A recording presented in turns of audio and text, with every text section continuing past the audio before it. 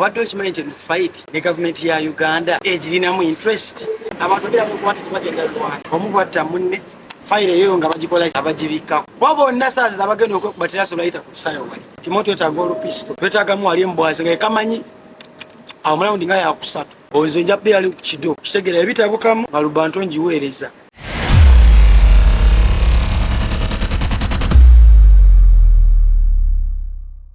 Hey Dubai, are you ready? It's popping anytime. Sawa yona tubanga tusimba. Leo njagala mbere mu vibe lwa nsonga. It's happening, it's happening, it's happening. Yes.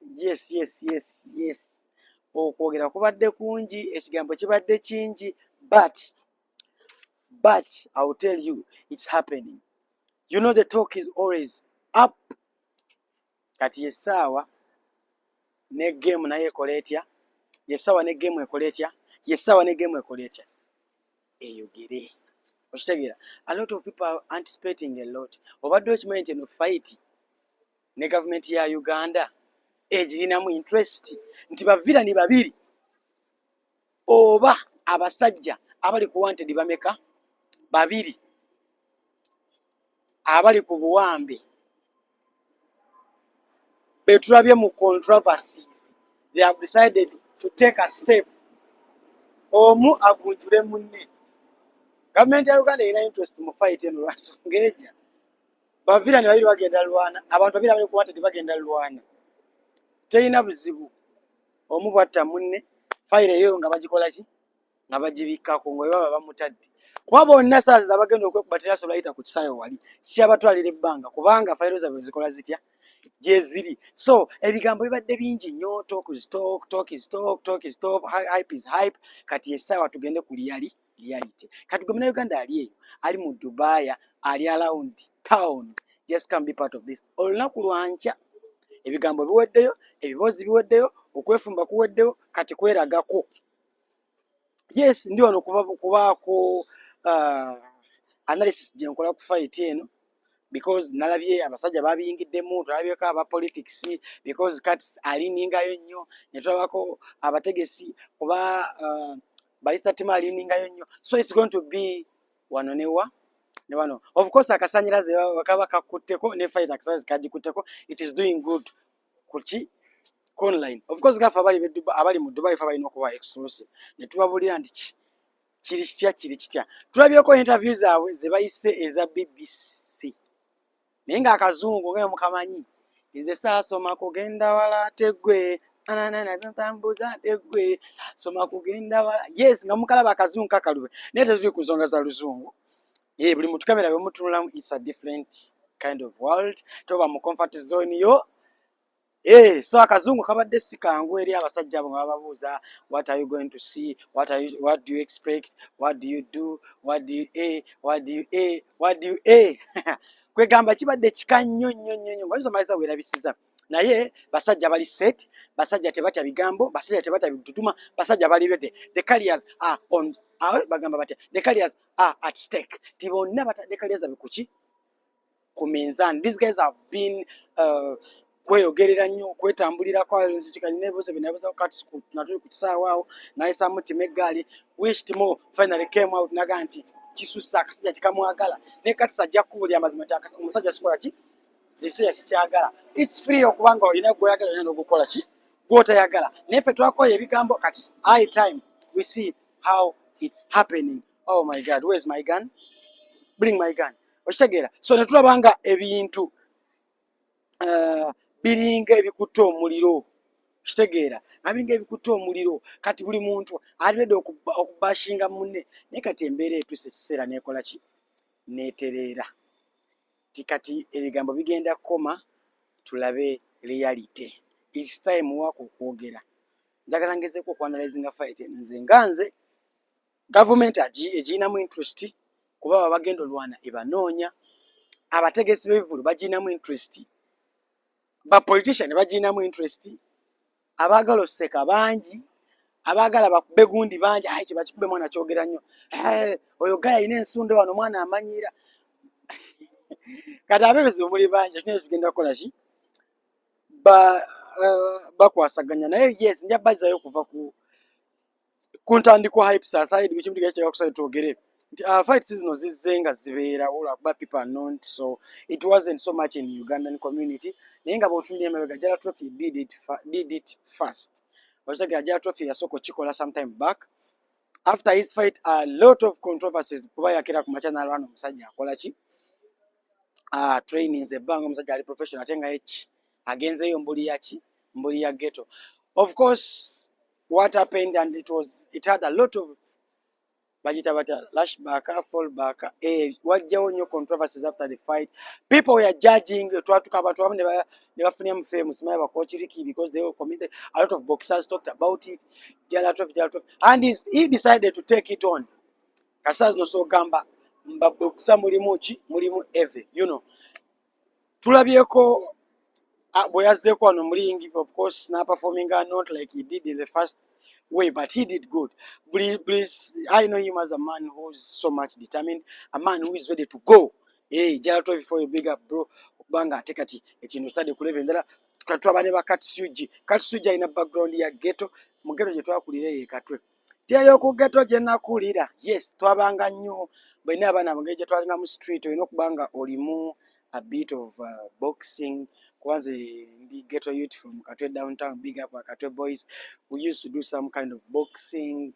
So kituyambako kubanga ku street teyagambayo kitegeera. Era buli saa zino buli muntu yenna nga aggalawo muyimbi, aggalawo ani nga talinamu bikone nga mwana wa mu ghetto nga si boxer, obala bonna bali black badia balinamu. So it's down from the roots. Kati advantage ani agina Cats is said to have been they and Chariko Mugeto. Yes, Timone wa Zitna Tete. Yes, kind of side zeyo na era aina gundie, aina get life yent na kati Chibuli, era ni ali set to go. Fight again a lot of boxers have talked, a lot of people have talked. Kati fight zava mukole nyeti oyina kubanga oli fit. Oyina kubanga oyina mneku skill. Oyina kubanga oli intelligent, you know. Yes, bade nkozesa funye mundia. Mengeri jebiri kati Dubai yakwebereramu I carry my gun wherever I go. Kati njagiteeka n'okukido. So fight yo egenda kuba masituline. A lot of people are anticipating, people are saying a lot of stuff. Kati nze kankuwe gundi yange analytics entonotono. We'll say some things about the fight, about the advantages this one got and the disadvantages this one got. Timo versus Cats is official now. Kati wakyali kudda mabega, tewakyali kwebuzabuza, tewakyali kwogera kintu kyonna. Fight is set, dates are set, weigh-ins are done. Ba promoter bazze kwegamba kiyimiridde kati officially. So kati gomna Uganda ali eyo asuubira nti oyagala abafan kati bino byo tujja subiramu haga zinobeerawo tulina osusubiramu but sisubira kepo ninja subira haga zijabaawo kuba tulabyeko fight za Sefco ne muni bese ba Sefco tebeyaginga sebo badduka bo bali badduka buddusi badduka nnyo ate kati haga zasinga mu fight ya Kazola ne Nono Bawazali babawo bazaliye whatever Don Shakibu kitegeera engineer Shakibu baatuga buli South Africa aba engineer. So abo bayina nnyo hago okusinga ebikonde, but I will look at this fight nenga ngambe nti Botunya Cats is a small man. Timo has more of a body. That means kalizo kwa advantages ya Cats. Simanyi bakochi babagambye ennaku zino ku tizi oba ku training tuongera coach IQ. Someone can be skilled nenga tayina IQ kimukosamu. Enazo nasokubanga toyina nnyo skill nenga oyimugezi obala okitegeera nga kyoyina okukola kimu kuwanika gaadi osigadde obale when to attack osomye opponent omanya opponent ngenda lwana na muntu ki ate lingi efundanga. So bwetudde ku side ya Cats alina advantage, alina background y'ebikonde. A lot of people have said this. Alina background y'ebikonde, ali good to go nti ye amanyi ne bakasuka ki jabu okitegeera tyali mu ghetto okitegeera ghetto okuba ekikonde gwe n'osigala awo nga tojjiddeeko Okitegera ne bolaba kati senge gyasulamu ebikonde you know is a ghetto youth ebikonde abikubira ddala mukono sitwe ekibegabega sitwe okitegera so olaba nga alimu olubibbi you know abaana bana ab'omu ghetto balimu engalo olaba nga kati engeri gyakubamu ebikonde alimu engalo oba okategedde so ate ekirimu nnyo Timo kitegeera so otunira the way he slows no engeri kati gyasuulamu ebikonde nomanya nti kati si alimu ki alimu engalo Timo yeetaaga emmundu ng'ali mu ki Timo yeetaaga emmundu ng'ali mu lingi nti akasajja bwe kafuukira ezzike shoot them up okitegedde kusinziira ebintu bye bigenda obeera naye tubeereyo twekuba buli muntu aba alina strategy okitegeera buli muntu alina ki strategy kati bw'otunuulira kati sinti alimu ebikonde era wamulengo omule gyakubamu alinamu ku ki alinamu ku 1-2 which is an advantage ekirala kati alina emikono miwanvu alina more reach tasobola okulwana ne Timo nga tamusemberedde nnyo kati sinkuwa amagezi gaagano obona bwalaba video yange leero obona agiraba fight yewedde what you have to do to fight Katsuji or fight Timo Balista Timo first of all akusinga amaanyi akusinga power akusinga weight so that means his punch hits more than anything what you have to do to win this fight cuts first manya round mugenda lwana mmeka bwe ziba ziri mukaaga oba 10 zino round ezisooka tozifaako oba mugenda lwana round mukaaga round esatu ezisooka tozifaako because ezo round ezisooka esatu buli muntu aba dangerous awo abantu baba bakyali fit baba bakyalina amaanyi that's why you can go berserk abo bayinza okukubira n'omenyeka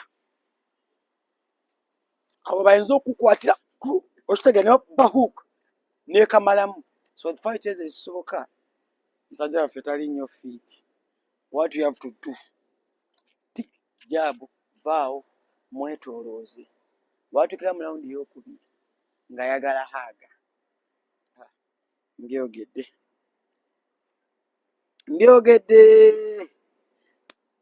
just takati kyolina okukolako ya musajja that is the thing that is the best way you ever win kuba tojja ggaya kyezinze yo jja mutambule naye tokasuka nnyo ebikonde nawe kennyini olina ebikonde naye it's been a while nga toli mulingi like obudde bubadde bungi ate n'ebikonde byakuba wakubayo kamu nodda ku kkubo so kitegeeza naye sigwali nnyo skilled nti okuba ebitiisa kitegeera naye kyemanyi kati shadows afuse shadow right now ng'egyo maze ebbanga eddene ogenda kasuka ebikonde ebiri raundi esooka ebisigadde bitandike kuba kwetaasa because omuntu yena ali trained aba atwala obudde bwe so advantage awo nnyo okuba nga omusajja mwetooza mukooya kirira wansi okwate ku lubuto ti kwata ku lubuto kape mpola mpola tomusibako 1-2 tata jabo ng'owesikawo akunoonye mukooni kono olubuto gasa gwe mu lubuto okuba ensawo yo that's the advice I can give you kati sijoine ekyetaagisa okuba nga owangula fight eno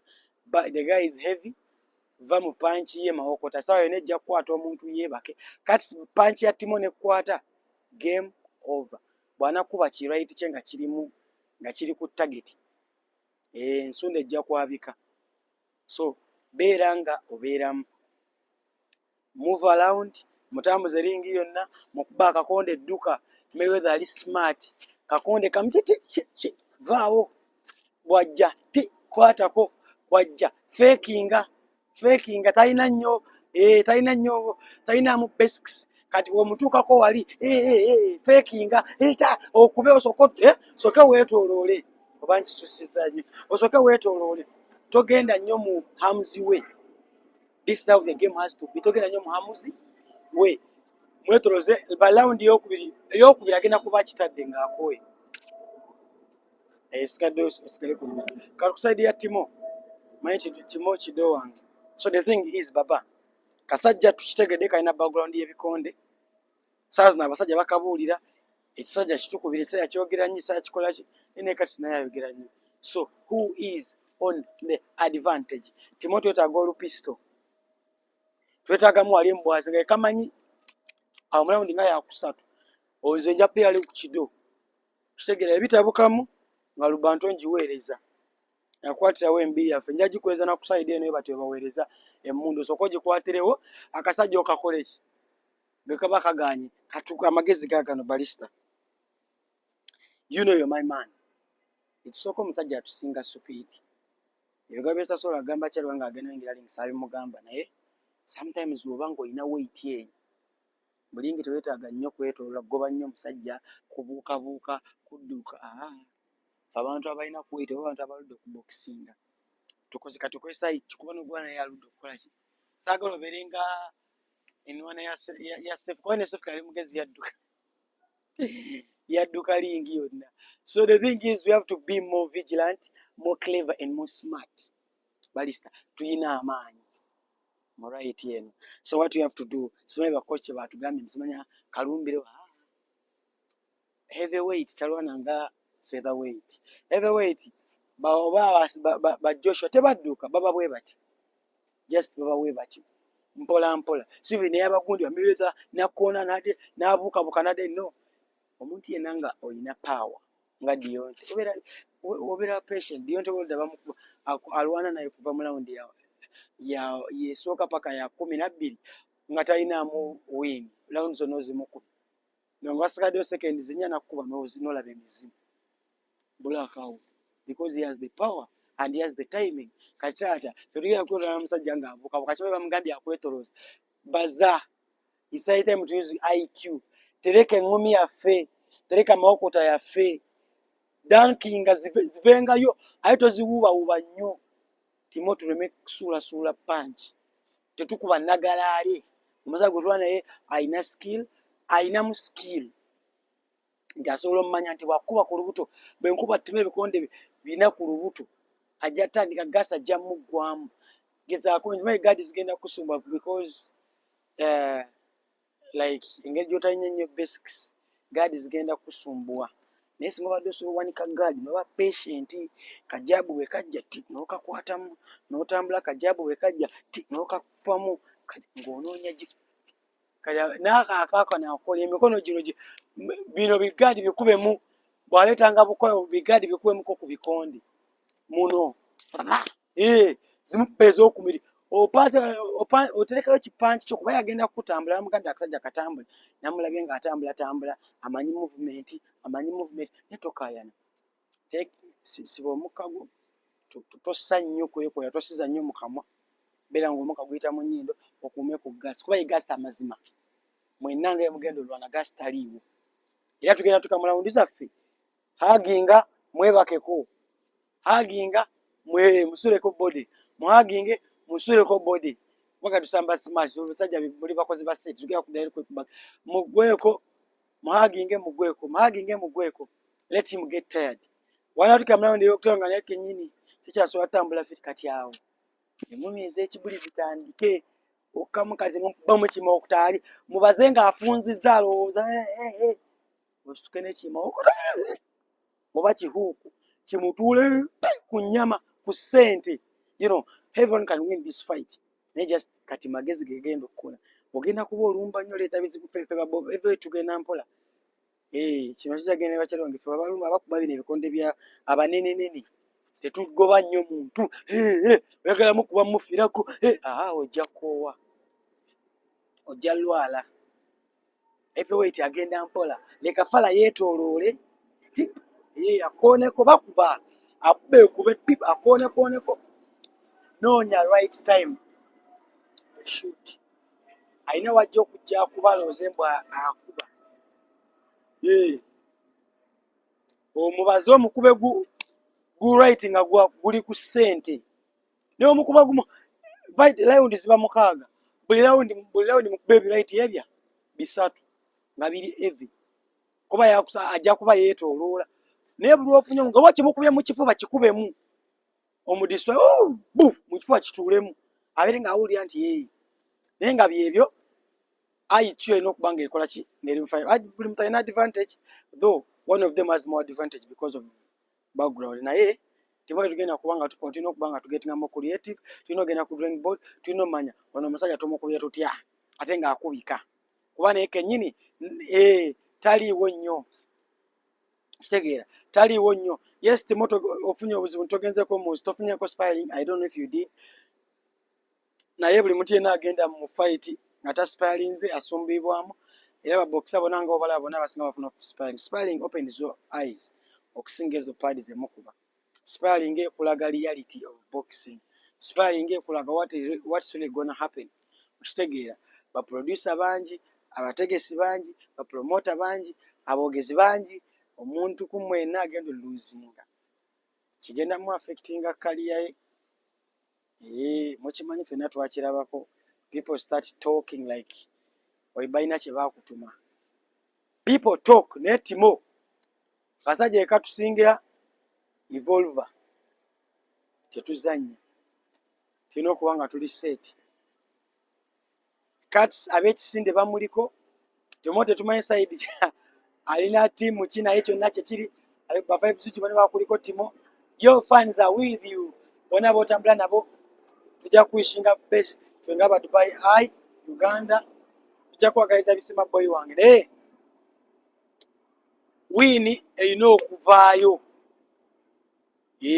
without fear or favor. You have to be the tough man. Beera oyo musajja tuve mbino misimanya amaanyi mangi mu kwogera kati amaanyi ago gasituke gagende we galina obubeera. Tulina obubuuza ddala e Kampala Museveni akyafuga nga ssente zivaako kind of airport attacks zetwagala, kind of ballistic tough moments. Twagala oli balista owa TikTok abe mukambwe mu gwe twagala olaba nga ayingira ring. A lot of things are expected to happen. Omuntu omu asobola okuswazibwa okulabisibwa kugenda beerawo naye ujja bless no man curse. Baba tulina okuba nga tuyimiridde tugenda kusuubira ebyakalu tugenda kukola bikimu kibenga kikola ki. Good things are going to happen. I call upon all Ugandans mujje tubeereyo tufune ekyokuyiga agunjirwe aye tubeere nga tukola ki tubeere nga twongera okusupportinga build Uganda zimba Uganda. Tickets bazisaze waliwo eza 50 dirham ate nga kuko ne transport. Talk to mwogere ne babalisa Timo bakati swiji abeere nga akuwaki kati tosuula ekisinde kati swe bakubira tosuula ekisinde. Gumawo Kiseka yagambye kati ne Timo fight yammwe diversion katulinze se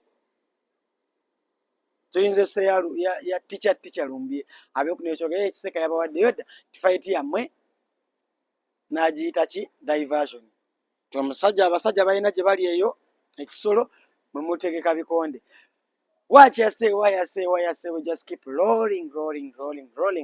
Byonna paka binakomera katu basabire mwena mpeyo nga muli efe nga muli fit kwa kyayagalira ddala okulaba ku nsundo kyayagalira ddala okubanga ekigambo kyogera ku internet abantu bayisibwamu eggaali mu bulime ne mu luzise.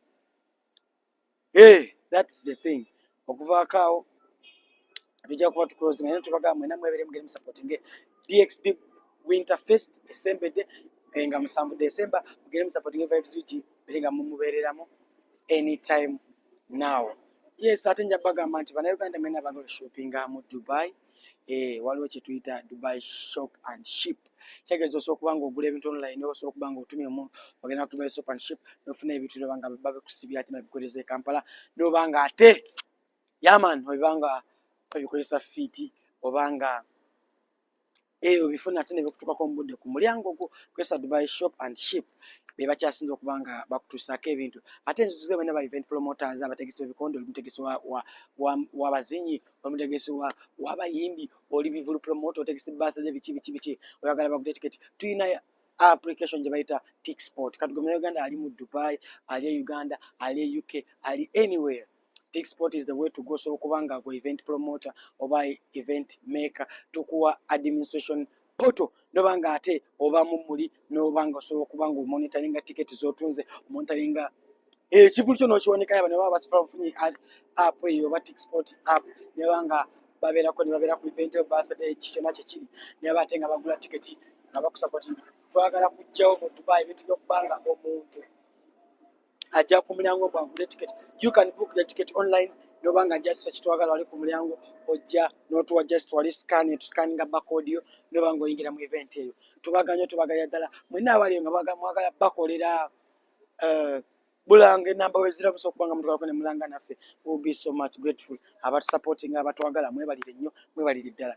Yes, nja kubajjukizaako nti omuntu yenna aliyo mwagala kukola application yaki, application ya hotel, application ya restaurant, application ya mupiira, application yaki yonna tuyinza okukola application ekuyambako managinga business yo wonna wooli, ng'osobola okumanya sales, osobola okufuna orders online, osobola okumanya kyonna kikiri ekiba nga tetukolera application ennungi. Ate gwaliyo ng'olina business wakati busazi no websites zezitambuza, so okuyambako okuba nga tukuraningirako page zo eziba nga zitambula bulungi, eziba nga ziri on point, nga tuza updatinga time and again, tucreatinga posters for you, nekuba nga eri lovely. Mwabagala website, wetaaga kukolera website, bangu tusalako ku by Uganda, we have the right people okuba nga bakuyambako okufuna website ne application ya company yo, be it a restaurant, be it anything. We just keep rolling. Amanya mbatemba ku by Uganda. Big up kubana bena bekatwe tomu kanyike mwenna degesikotwe awulamba shan Sheikh Mustazo, Musa Saluni, Musa Benda, Ramirez, mwenna abana bekatwe Lanza Luz, kazobe na muri fit bagana ngone kubanga mubera kumene kubanga mwepumirako bebale kubanga mbereyo ddala.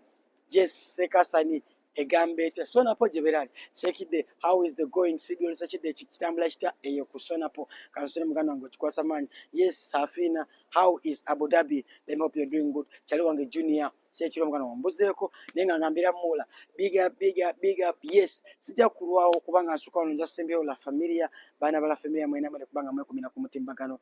Agamba atya manager wange, let me hope you're doing good. Keep staying beautiful, keep staying positive. Sikusanga n'abayaaye kuba omulimu gujja kuba gukoze eki gugenze. Naye I will thank everybody for keeping up rocked in mwele kubanga mwe namba yita bane tugenda support ne fight eno mu 10 kuba Uganda ojja kuba tubolereza results how the fight went, ani yakozeze ekyokulwanyisa byonna nga ebiri. Mwebale nnyo, mwebale ddala.